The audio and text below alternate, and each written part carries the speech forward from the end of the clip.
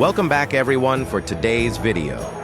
I'm going to tell you about the new update that just came out to Restaurant Tycoon 3.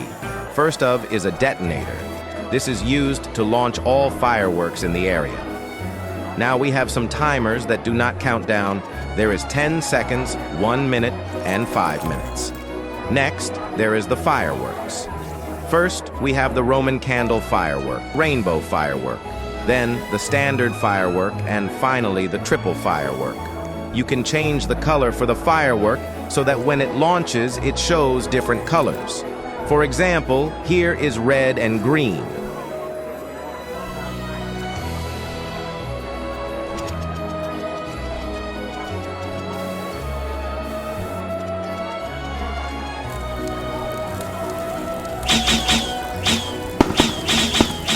Wow, so beautiful.